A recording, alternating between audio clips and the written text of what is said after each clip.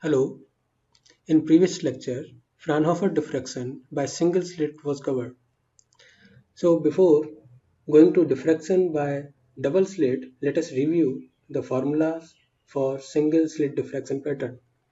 So this is the intensity at the screen due to single slit diffraction. And these are the conditions for principal maxima, mth minima and secondary maximas. For principal maxima, theta is 0. For mth minima, E sin theta m equal to plus minus m lambda, where m is a natural number. For secondary maxima, this E sin theta m should be equal to plus minus m plus half lambda. And these are the position of mth minima and mth secondary maxima from the center. So let us start the Fraunhofer diffraction at double slit. Here, the single slit is replaced by double slits S1 and S2.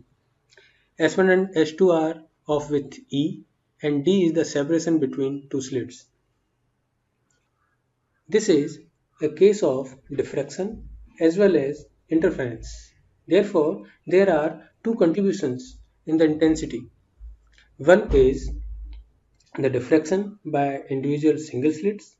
These slits can be thought of as the light sources emitting a light wave, the amplitude of which is R on the screen.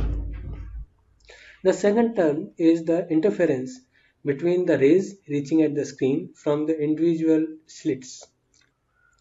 This problem can be treated as there are two identical sources of light at positions S1 and S2 emitting waves of equal amplitude R, and the resultant on the screen will be due to interference of two waves in direction theta.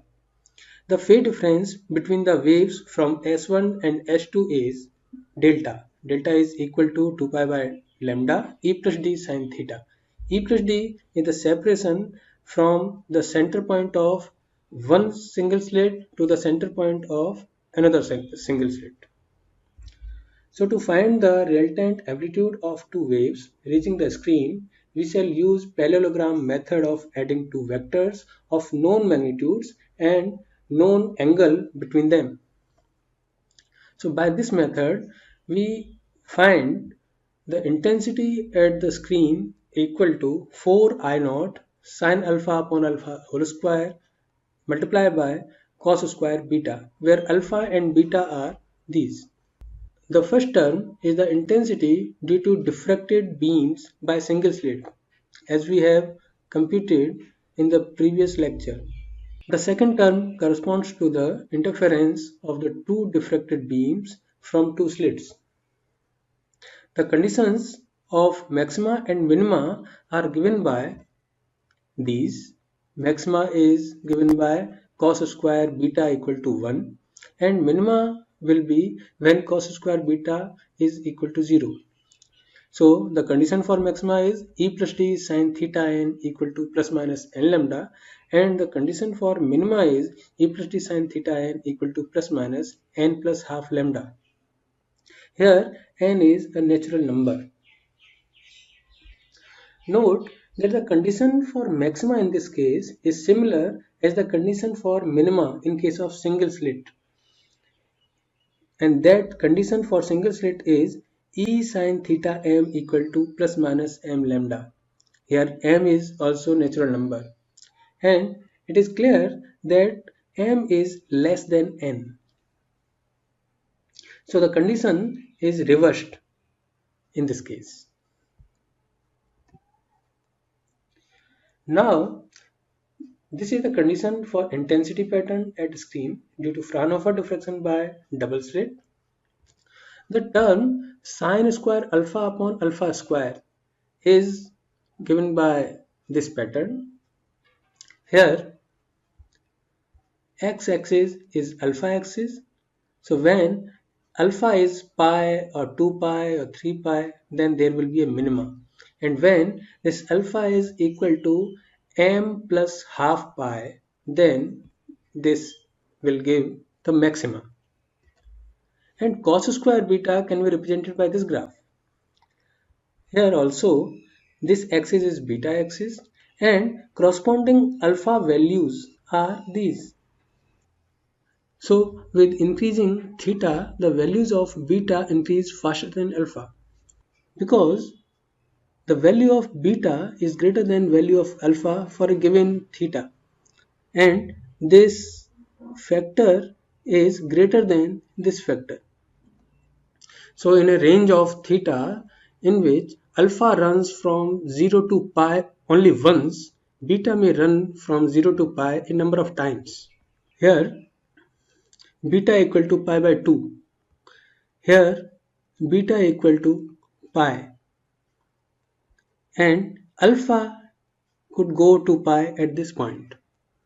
And here beta is equal to 2 pi, and here beta is equal to 2.5 pi, but alpha could go up to 2 pi only up to this point.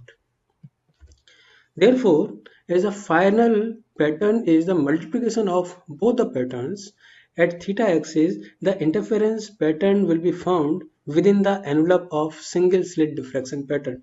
Here this dash line is the diffraction pattern envelope, and original interference pattern is this. So the final diffraction pattern by double slit will be like this. This is one example of diffraction by two slits of 3 micrometer width that are separated by 15 micrometer. This is the diffraction envelope, and these are interference fringes. The diffraction envelope is given by sine square alpha upon alpha square, where alpha is this pi e sine theta by lambda. When this alpha is equal to m pi, we will get the minima, and when this alpha is equal to m plus half pi, we will get the maxima.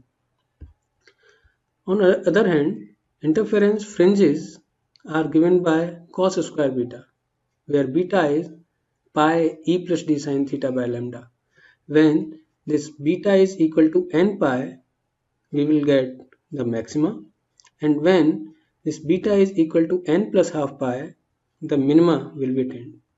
So we can see that these conditions are reversed. At alpha equal to m pi, the minima will be found, and at beta equal to n pi, the maxima will be found. Here the double slit diffraction pattern is produced by product of patterns in A and B. Therefore, it is quite possible that at any point means at any given value of theta, the minima due to A, this or this, and maxima due to B lie simultaneously, and this will give the missing fringes in double slit diffraction.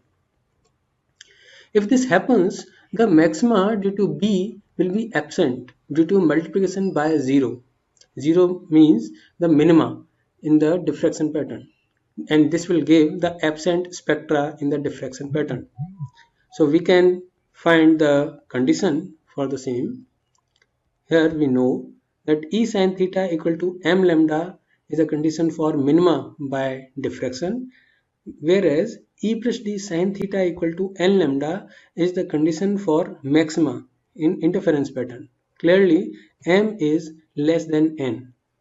By taking the ratio of these two conditions, we find n by m equal to E plus d divided by E, because we are talking about a single point or a given value of theta. Therefore, if E is equal to d, then n will be 2m. So second, fourth, sixth maximas will be absent from the diffraction pattern. This is the example of single slit. This is the principal maxima. This is first secondary maxima. This is also first secondary maxima. This is minima due to single slit. And this is the pattern by double slit. So this is the envelope, and this envelope has maximas by interference, and this is the 0th order maxima, this is first order maxima, this is second order maxima, and third order maxima is absent from this pattern. This is possible only if the slit width is half of the separation between two slits in this case.